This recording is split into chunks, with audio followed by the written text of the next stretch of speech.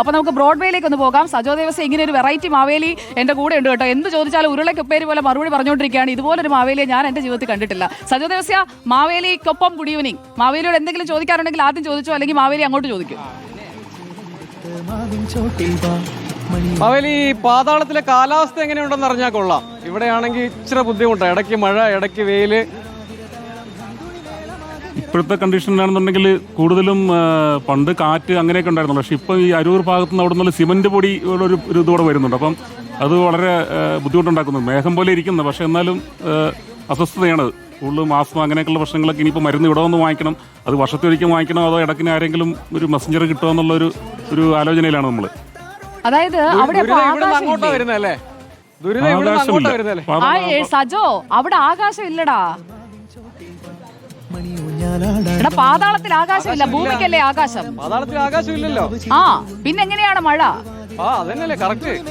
അപ്പൊ നമ്മുടെ ഈ കുഴിയിലൂടെ വീഴുന്ന പൊടിയും മഴയും ഒക്കെ ഉള്ളൂ. അപ്പൊ ഈ കുഴി അടച്ച എന്ത് ചെയ്യും? കുഴി അടച്ചു കഴിഞ്ഞാൽ പക്ഷെ പഴയ രീതിയിലേക്ക് പോകണമെന്നുണ്ടെങ്കിൽ അതായത് ഒന്നര സുഖം. പാതാളമാകുമ്പോൾ പാതാളത്തിൻ്റെതായ ഒരു രീതി ഉണ്ടല്ലോ, ആ ഒരു രീതിയിലുള്ള മാറി ഇപ്പം ഈ പറഞ്ഞ പോലെ ആകാശം പോലെ സിജോ കുറ്റപ്പെടുത്താൻ പറ്റില്ല. ആകാശമായിട്ട് തോന്നുന്നു ഇങ്ങനെ കുഴികളുള്ളതുകൊണ്ട്. അപ്പൊ അതൊന്ന് മാറിക്കഴിഞ്ഞാൽ അതാണ് ഞങ്ങൾ ഭൂമിയുടെ ആകാശം മാവേലിക്ക് ഷെയർ ചെയ്യുകയാണ് പാതാളമായിട്ട്. സജോ, നമ്മളാണ് കേട്ടോ വിശാല മനസ്കർ. അപ്പോൾ നമുക്ക് ബ്രോഡ്വേയിലെ തിരക്കിലേക്ക് വന്നാൽ അവിടെ എങ്ങനെയുണ്ട്? സാധനം വാങ്ങാനൊക്കെ കഴിഞ്ഞ ദിവസമൊക്കെ തിരക്ക് കുറച്ച് കുറവായിരുന്നു. പക്ഷെ ഉത്രാടമാകുമ്പോഴേക്കും കൂടുതൽ ആളുകൾ വരുന്നുണ്ടോ? സുജയ, ആദ്യം ഒരു ചെറിയ തിരുത്തു പറയാൻ, ഞാൻ ബ്രോഡ്വേയിലല്ല, നമ്മുടെ പ്രസിദ്ധമായ തൃപ്പൂണിത്തറ നഗരത്തിലാണ് നിൽക്കുന്നത്.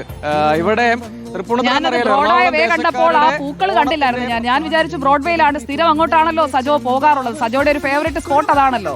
അപ്പൊ പറയൂ, തൃപ്പൂണിത്തറയിൽ ദാ പൂക്കളൊക്കെ കാണുന്നുണ്ട്. നല്ല തിരക്കായോ?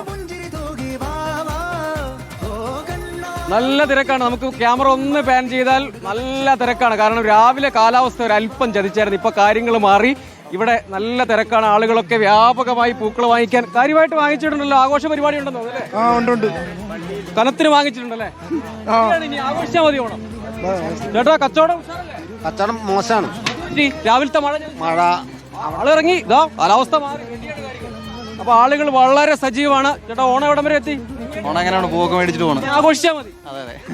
ഓണം മൂഡിലേക്ക് എത്തി. അതാണ്. അതായത് സുജയ, ഇവിടുത്തെ പ്രത്യേകത എന്ന് പറഞ്ഞാൽ ഇൻസ്റ്റന്റ് ആയിട്ട് എല്ലാം കിട്ടും. അതായത് ഇവിടെ വന്നാൽ എന്താ വേണ്ട, കുരുത്തോല വേണോ, നല്ല ഫ്രഷ് തുമ്പ. ഇതാ ഈ ദൃശ്യങ്ങളിൽ പോയാൽ നല്ല ഫ്രഷ് തുമ്പ, കൃഷ്ണ തുളസി, തെങ്ങിൻ പൂക്കുല, കുരുത്തോല ഒരുക്കിയത്, ഓണത്തപ്പൻ, ഇതാ നല്ല ഫ്രഷ് തുമ്പ.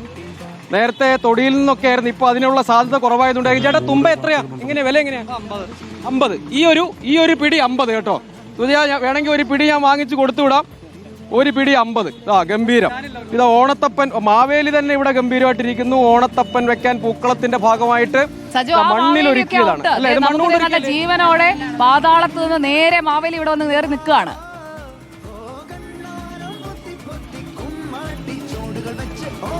അത് അവിടെ ലൈവായിട്ടുണ്ടെങ്കിൽ ഞങ്ങളെ പോലുള്ള സാധാരണക്കാർക്ക് ആഘോഷിക്കാനുള്ള മാവേലിയാണ് യഥാർത്ഥത്തിൽ ഇത്. ഇതാ ഇവിടെ മുല്ലപ്പൂക്കൾ എന്ന് തുടങ്ങി അലങ്കരിക്കാനുള്ള എല്ലാ കാര്യങ്ങളും റെഡിയാണ്. എന്ത് വേണമെങ്കിലും ഇൻസ്റ്റന്റ് ആയി കിട്ടുമെന്നാണ് പുതിയ വിപണിയുടെ പ്രത്യേകത കേട്ടോ. അതും കൂടി എടുത്തു പറയണം. നമുക്കിപ്പം അങ്ങോട്ടേക്ക് ദൃശ്യങ്ങളിൽ കാണിച്ചാൽ നല്ല തിരക്കാണ്. അതായത് തൃപ്പൂണിത്തുറ നഗര ഓണ വിപണിയിലും അതിന്റെ ആഘോഷ ലഹരിയിലും ഉത്രാടപ്പാച്ചിലും അങ്ങ് കാര്യമായിട്ട് മുങ്ങി. ഞാൻ നേരത്തെ പറഞ്ഞ പോലെ എല്ലാം കിട്ടും കേട്ടോ ഇവിടെ.